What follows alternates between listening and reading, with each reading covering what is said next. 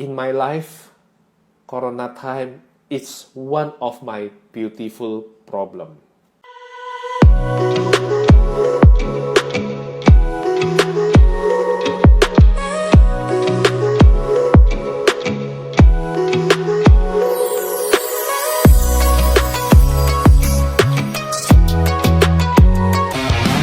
Menurut saya, semua orang bisa sukses.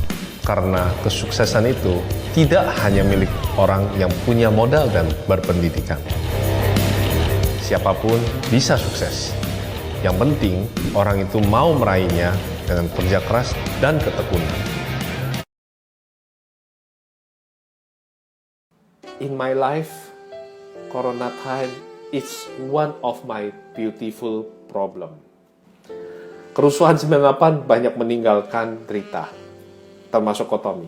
Tetapi kalau saya berhenti berusaha, maka di 2008 saya tidak bakal jadi seorang pengusaha. Hanya 10 tahun. Masih panjang perjalanannya teman-teman. Anda pasti jadi orang sukses. Tinggal apakah teman-teman mau setia lari di running track Anda masing-masing. Oke? Kita masing-masing berbeda. Arena lari kita berbeda-beda semua. Jadi teman-teman kalau terjatuh bangkit lagi. Kalau buat teman-teman yang berlari berdampingan, kalau lihat temannya jatuh, yuk kita papah, kita selesaikan arena pertandingan ini. Semua mencapai garis finish yang berbeda-beda. Semua masing-masing punya running track yang berbeda. Mari kita bangkit dan Kotomi yakin semua akan menjadi pribadi sukses yang luar biasa. Keren banget, oke? Kenapa ilmu seperti ini tidak diajarkan di sekolah? Hardy, saya menghormati para guru saya. Bahkan kemarin ada seorang guru di sekolah juga saya sudah amin atas berkat Tuhan. Melalui hikmat yang ada, saya bisa ubah beliau. Ubahkan itunya ibaratnya hanya mengubah, bukan mengubah lah, saya bukakan pintu rezekinya ya, saya bantu dia. Saya sendiri stuck, tapi saya bisa bukain pintu jalan dia. Dan ketika saya sudah bukakan pintu jalan dia dari seorang guru menjadi seorang pengusaha, saya nggak sangka Tuhan juga baik. Berbelas kasih pada saya mendapatkan tawaran banyak ya, Jadi menurut saya gini, kadang-kadang cara kita membantu dengan ketulusan seseorang hari ini adalah cara kita membuat Tuhan terharu atas hidup kita, dan niscaya itulah cara kita membantu diri kita di masa mendatang. Ketulusan kita menolong seseorang yang lebih lemah kondisinya akan membukakan pintu berkah bagi kita, walaupun kita nggak tahu itu kapan. Tapi yakin teman-teman, selalu akan ada jalan. The best Kokoku, oke, the best Kotomi, oke, thank you semuanya. Kok lebih utamakan bahagiakan orang tua atau gini? Saya nggak tahu ataunya itu apa, ataukah itu membahagiakan orang tua atau pacar atau apa, tapi bagi saya gini, ibu kita punya 9 bulan perjuangan melawan sakit. Mungkin lebih parah daripada rasa derita corona, oke? Ada kemungkinan dia bisa meninggal dalam proses melahirkan kita. Dia tahan rasa sakit, dia tahan segala hal, dia makan hanya demi kita, dia muntah juga karena kita. Dan kadang-kadang sudah lahir pun kita masih makan darah dia, karena air susu ibu itu ternyata kalau dibiarkan sekian waktu itu akan berubah menjadi darah. Kita nggak bakal bisa membalas kebaikan dia. Makanya kenapa dikatakan surga itu ada di telapak kaki ibu. Kalau ditanya, lebih utama membahagiakan orang tua atau siapa? Tapi bagi saya, membahagiakan orang tua itu adalah kewajiban yang harus diselaraskan. Tanpa kita berjuang, kita juga nggak bisa bahagiakan orang tua. Tapi bukan berarti membahagiakan orang tua mengorbankan masa depan. Enggak. Harus seiring sejalan. Jadi kadang-kadang kita harus merantau. Kayak tadi, lingkungan menekan saya. Banyak yang bilang saya nggak bisa ini, nggak bisa itu. Orang tua saya pun bahkan mengatakan bahwa saya ini gagal dan sebagainya. Oke, kamu boleh bangkit, kamu boleh belajar, kamu boleh keluar dari keadaan itu, kamu boleh kos dan sebagainya. Jangan berantem sama orang tua. Bila minta waktu, kamu lagi dapat lamaran kerja, kamu kerja. Nanti sekian waktu kamu sudah sukses, kamu bisa kembali ke mereka. Dan saya yakin semua orang tua itu bahagia kalau kamu sudah punya roadmap punya peta yang jelas tentang apa yang kamu kerjakan dan kesuksesan apa yang kamu dapatkan. Oke? Agus men, Kotomi selalu menginspirasi. Thank you. Sebenarnya saya belajar dari kalian semua. Oke? Semua guru berasal dari murid. Jadi satu-satunya jalan mengupgrade diri adalah belajar dari kondisi keadaan yang ada. Kok lebih utama mana, membahagiakan orang tua atau menikah dulu? Saya tanya kamu kembali lagi deh.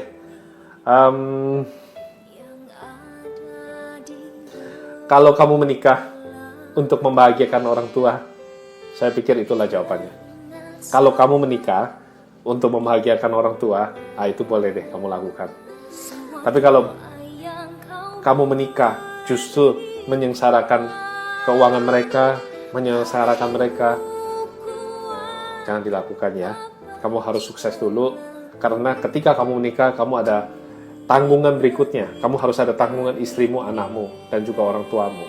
Oke? Termasuk saya, Kotomi, diberkati dengan sharing kisah hidup Kotomi di channel Cici Christina Lee. Iya, sama-sama ya. Salam buat Cici Christina Lee. God bless you, Kotomi. Yes, banget, Kotomi. Oke. Nah, mungkin saya sharing sampai sebentar ya, coba. Oke. Kira-kira sekitar 7 menit lagi, saya akan mengundang salah satu sister di sini untuk bisa sama-sama bareng ya. Santai-santai, siap-siap ya. Malam Kotomi, kawan-kawan, salam sehat. Oke. Harus selalu berpikir positif dan mengucap syukur. Saya juga sedih lihat Kotomi. Jangan sedih terus ya, oke? Harus bangkit. Saya sudah lihat YouTube Kotomi dan Christina Lee, bagus banget. Iya, thank you. Bagikan ya buat teman-teman lain, kuatkan mereka. Buat mereka terutama yang mengalami titik terendah, teman-teman bisa menggunakan link YouTube itu untuk bisa kuatkan mereka. Tolong di-share YouTube-nya. Oke, ada yang mau nonton tuh, ABP 1707 ya. Setuju banget kok, malam kok. Eliminasi kata jangan. Siap. Oke. Pak James Gue ya mentornya. Pak James Gue iya, tapi itu one of my mentor. Mentor saya ada Ustadz, ada salah satu kepala biara Buddhis, dan saya juga ada mentor dari Dubai, itu beliau Muslim. Jadi setiap Jumat dia bisa dari Dubai itu sebelum ke masjid dia bisa teks saya untuk Kotomi, bukan manggil Kotomi, dia manggilnya saya itu adalah, kebetulan dia suka iseng ya, jadi dia bilang Prince Tommy, what I can pray for you gitu. Jadi kamu mau didoain apa? Wah, buat saya sih punya mentor yang seperti itu luar biasa. Dan satu lagi mentor saya adalah di negara Jepang. Jadi dia banyak membalance tentang arti ketidakmelekatan saya. Semua itu saya dapatkan pada during titik terendah saya waktu kemarin-kemarin itu. Saya nggak sangka sih Tuhan begitu baik luar biasa dalam hidup saya. Maple food, suami bilang jangan selingkuh, malah selingkuh beneran.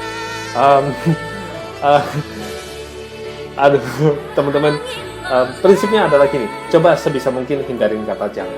Ngomong sama pegawai juga jangan gitu. Kamu jangan korupsi ya, kamu jangan ini, jangan itu. Kebanyakan yang terjadi justru kebalikannya. Mungkin kita harus mengedukasi, memberikan arti, apa manfaat dari kamu melakukan suatu hal yang positif, apa manfaat dengan kamu rapi penjualannya, apa manfaat dari kamu dapatkan bonus dari saya kalau kamu bisa penjualan itu tidak ada yang kurang. Oke? Ya, jadi kata jangan memang dihilangkan. Ini yang memang hasil Kotomi belajar. Kotewe Haupang, halo Bro Fedisu. Ini sahabat saya, brother baik saya, penyiar radio yang keren banget, host yang keren banget, MC yang juga keren banget, bahkan pemain film yang keren banget juga. Saya main film sama dia.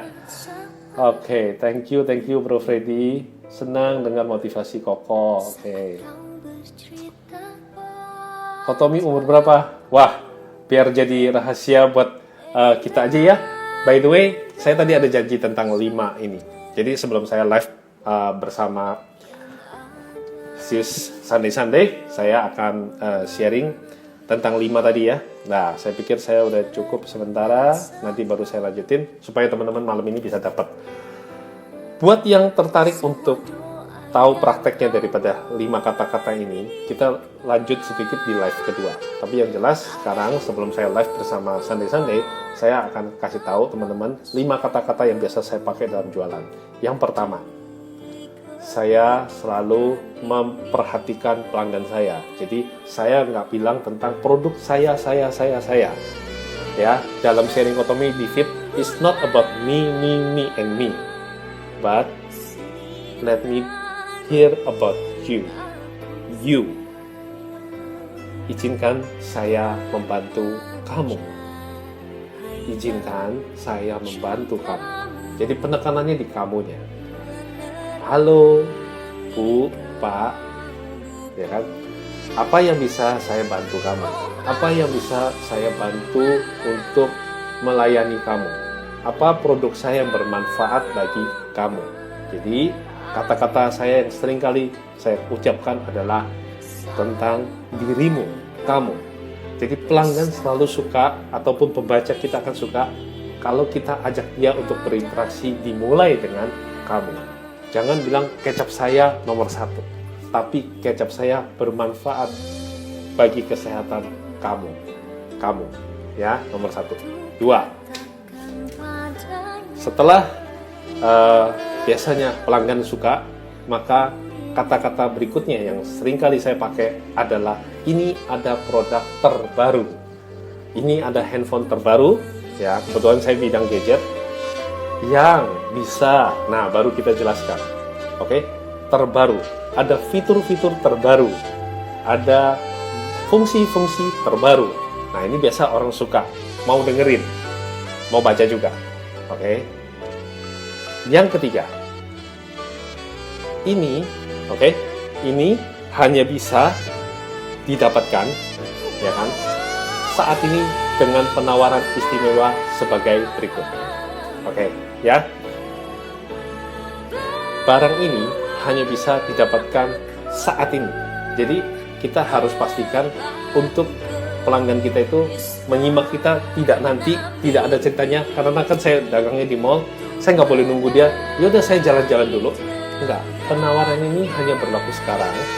Kalau Bapak Ibu beli, saya lanjut di kalimat keempat. Saya akan gratiskan. Semua orang suka dengan kata gratis. Oke, jangan bikin ini beban buat mereka. Kalau mereka nggak jadi beli pun, oke, siapkan juga gratisan berikutnya. Jadi, Pak, Bu, walaupun dia mungkin nggak enak ya, dia nggak jadi beli. Kalau bisa jadi beli, ya syukur kan. Tapi kalau nggak jadi beli, tetap berikan satu merchandise atau apapun yang gratis, tapi gratisnya itu mengandungkan alamat, gratisnya itu mengandungkan cara dia bisa menghubungi kamu, termasuk kalau di caption di caption Instagram kita, kamu akan bisa kasih gratisan berupa misalnya sampel e-book dan sebagainya. Ya, ini di keempat, jadi gratis.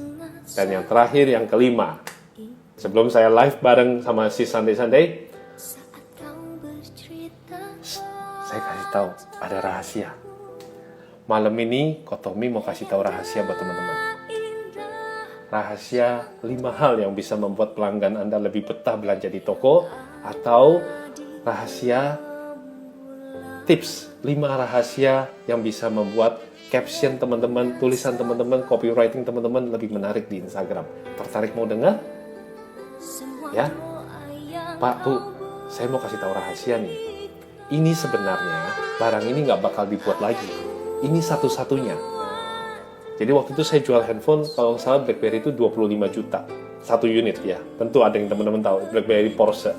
Itu susah banget. Tapi Kotomi hampir almost setiap minggu saya berhasil melakukan penjualan. Nah itu, kata kunci di kelima itu. Saya kasih tahu ya, ini rahasia aja nih. Yang beli ini, itu rata-rata artis semua. Dan artisnya itu saya nggak bisa kasih tahu kamu, itu rahasia sih.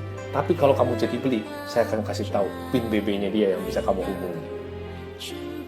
Karena ini orang-orang keren, dan dia bilang dia hanya mau dihubungi oleh orang-orang keren juga. Kira-kira pelanggan saya mau nggak kalau dapat PIN-nya misalnya Luna Maya, PIN-nya waktu itu zaman dulu Julia Perez atau siapapun misalnya gitu ya. wow, pasti pada mau.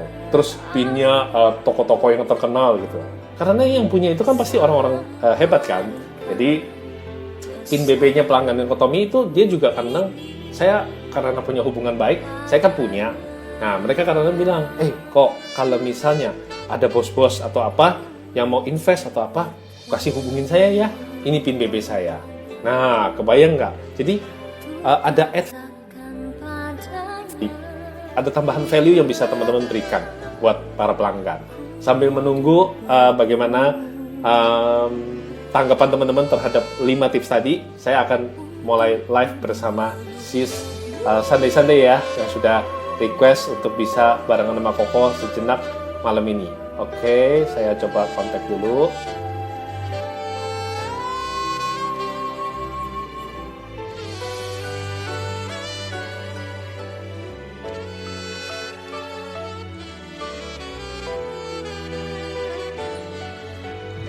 Halo sis, ya.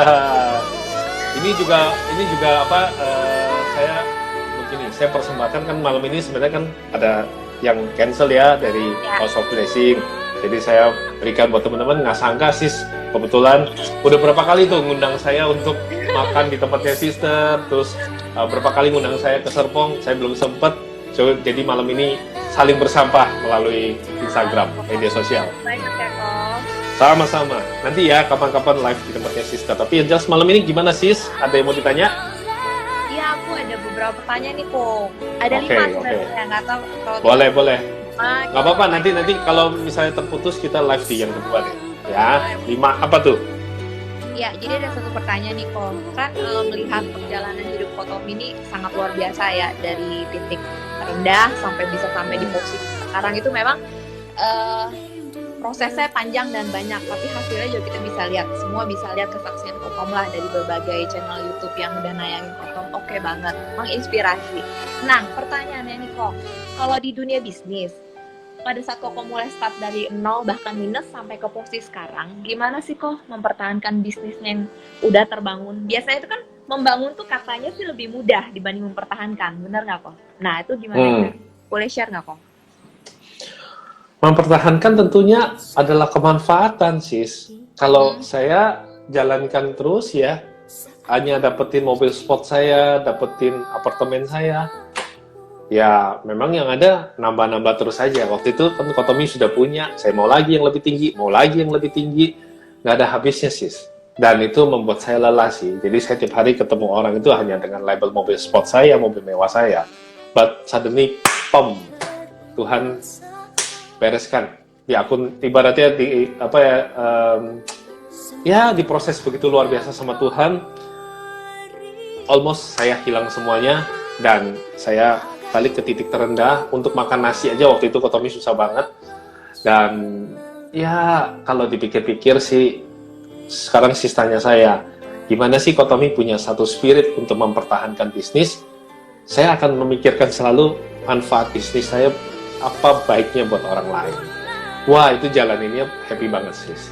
Jadi contoh kayak sis bidang makanan mie gitu ya, itu jangan cuman branding, jangan cuman mie-nya, jangan tentang untungnya, profitnya, abangnya, dan mungkin hanya sekedar kemasan packagingnya bagus saja, itu nggak cukup. Tapi apakah orang yang datang makan mie di tempat sister itu ada nilai value yang mereka dapatkan dari sister? Apakah makan di situ tuh bisa membuat mereka lebih bahagia? Apakah makanan ini dibuat dengan rasa cinta? Apakah makanan ini memang diprodusnya itu sis selalu mendoakan orang-orang yang makan? Kadang-kadang kita lupa loh, kita cuma mau pelanggan kita tuh beli barang kita. Kita nggak pernah doain mereka. Yang ada cuman let's buy. All about me. Saya. Tapi kita lupa untuk berpikiran tentang we are the family. Kamu datang tiap hari makan di tempat aku, kamu sudah seperti bukan pelanggan aku aja, kamu udah familyku. Sometimes aku nggak bisa cuma kasih kamu hanya makan mie ini, aku ada masak sesuatu nih di dalam, dan ini untuk aku, tapi aku berikan buat kamu sebagai add-on tambahan, dan it's free. Ingat loh tadi Kotomi ada ceritakan tentang free itu ada sifatnya ya, jadi nggak boleh nggak boleh free melulu, karena saya liatin teman-teman tiap kali kalau udah kebiasaan sekali free, besoknya mereka free ini, free casing, free baterai, free, lama-lama bonyok tokonya. Kalau Kotomi nggak mau saya selalu bilang, Pak Bu, kalau nanti Anda jadi beli handphone ini sama saya, selain saya sharing, saya akan info tips-tips apa yang bisa ibu sama bapak bisa belajar dari saya supaya bisa gampang punya sharing fotonya, kan banyak yang gaptek tuh. Nah, itu udah nilai lebih, free. 2, kalau ibu bapak beli, saya kasih free 1 tahun tambahan. Servis memang free, hardware dari pihak garansi, tapi saya kasih servis softwarenya, saya free-in. Di sini ada beberapa brother saya tentu tahu, kebawa handphone itu kan perlu di-update softwarenya. Yeah. And it's free. Rugi nggak buat Kotomi? Enggak. Yeah. Kalau makanan yang masak di dalam, ditambahkan sedikit ke meja makan mereka, bagi sedikit, cobain. Terus mereka bilang, wow, lumpianya enak banget, gitu ya kan. Nah, kita jadi punya ide baru kan. Saya jangan jualan mie doang nih. Besok-besok taruh lumpia sedikit di meja-meja makan semua. Siapa tahu ada yang comot-secomot. Saya perhatiin ada loh orang yang kadang-kadang kelihatannya orang merasa bahwa McDonald itu jualannya hamburger, padahal bukan. Dia itu bisnis properti, dan value dia adalah family. Jadi kayaknya kalau family udah mau kumpul, coba lihat, anak-anak selalu gembira dibawa ke McDonald. Why? Jadi ada value-nya. Ya, mudah-mudahan itu bermanfaat buat sister. Ya. Terus kok, pertanyaan kedua. Yes. Kalau melihat dari kondisi kayak sekarang ya kok, lebih baik itu misalkan kita mau mulai bisnis, karena ada beberapa pertanyaan dari rekan-rekanku juga yang melihat aku udah mencoba ke mulai bisnis sendiri gitu kan. Mereka bertanya, lebih baik tuh kita bisnis sendiri atau coba join bisnis dengan orang lain sih? Apakah itu saudara, teman, sahabat, bisa aja seperti itu. Better yang mana kok baiknya? Better yang nggak ngeluarin uang. Better yang bisa belajar. Better yang tidak ngeluarin uang. Better yang bisa belajar, pengalaman. Karena pengalaman itu skill yang paling mahal. Jadi kalau kamu udah punya itu, nanti kamu bisa berkembang sendiri, ataupun belajar dari pengalaman yang ada, kamu bisa ngembanginnya lebih bagus lagi. Dan kalau bisa sih, sekali lagi, kondisi sekarang, jangan spend money tanpa ada satu perhitungan yang jelas. Karena kita belum tahu nih, kapan corona ini bisa selesai, ataupun kita harus hidup berdampingan. Banyak sekali investasi yang masih harus kita perlu lakukan. Tapi saat ini menurut Koko adalah, ayo, tambahin terus ilmu dulu.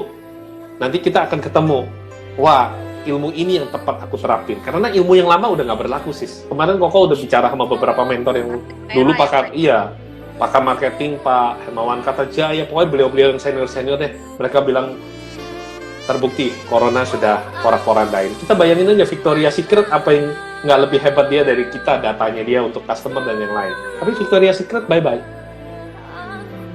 Nah, jadi menurut Kotomi sekarang apapun yang bisa adalah tambahin skill, tambahin networking, tambahin kita sendiri juga harus, kalau kita mau diisi, kita harus bagi.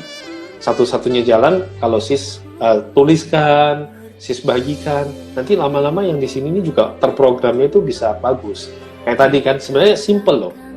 Di depan karyawan jangan biasain kata jangan itu. Jangan biasain kata jangan. Itu bener-bener. Mungkin kita lebih baik ajarin dia, kasih tahu value lebihnya. Kalau kamu membangun company ini bersama-sama, apa profitnya? Itu aja. Oke kok, dapat value lagi aku. Tanya ketiga boleh ya kok ya? Boleh, silakan. Kan selain saat ini lagi belajar, 2 waktu lalu udah mulai start coba bisnis, aku juga saat ini masih jadi karyawan salah satu perusahaan nih kok. Nah, ada beberapa masukan dan pertanyaan juga dari teman-teman yang di aku. Pertanyaannya adalah, gimana sih kita kalau menyikapi pemimpin yang sebenarnya sikap dia tuh sebagai pemimpin tidak disukai timnya gitu. Sebagai kita anak buahnya lah katakan gitu, atau timnya ya kok, itu gimana? Supaya kita juga nggak menjadi berdosa, tapi kita juga tetap bisa dapat value yang baik dari pemimpin kita.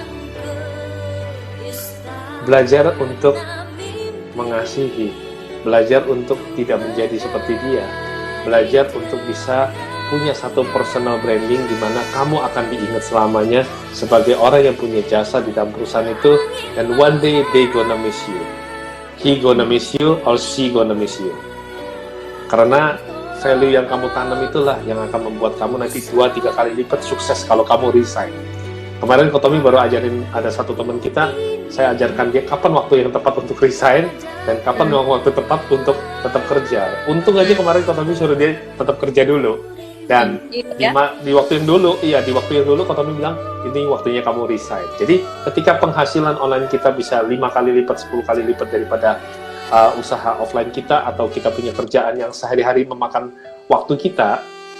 Dan kebetulan teman saya waktu itu lagi program pengen punya baby, jadi dia memutuskan untuk oke, aku bilang mana value lebih penting, family or business? Dia bilang aku udah punya tabungan yang cukup banyak, jadi ini aku kepengen punya baby. Oke, berarti waktunya you resign. Dan toh pendapatan online kamu udah 10 kali lipat, I think it's time for you to resign. Ada lagi yang nanya saya kemarin, bener-bener Januari, dan datang ke toko saya rasa kamu tahu deh, orangnya di Tangerang juga. Nah, dia tanya, Pak Tommy, saya pengen resign, kesel banget, ini kampret nih, bos saya nggak pernah, ampun, kerjanya keras terus ya, malah tambah lama, tambah banyak kerjaan, dan gaji nggak naik-naik. Terus saya bilang, kamu punya pendapatan online berapa? Ya, saat ini gaji saya 3 kali lipat di atas pendapatan online saya. Jangan berhenti kamu, jangan berhenti. Dan bener aja, untung sekarang kamu berhenti. Kemarin datang ke pondokan di depan rumah saya, dia bilang, aduh Kotomi, thank you banget, Kotomi nggak suruh saya berhenti, saya terusin, ya amin. Hari ini saya bener-bener, aduh saya nggak sangka Kotomi ada corona kayak gini kan, lebih aman, saya masih ada gaji. Sis, aku biar supaya ini bisa simpen buat teman-teman, saya stop dulu, nanti langsung di kedua langsung saya undang kamu lagi ya, kan penasaran masih ada 2 pertanyaan ya. Buat teman-teman yang tadi udah nanya, Kotomi akan tetap jawab setelah selesai saya dengan Sunday ya. Oke.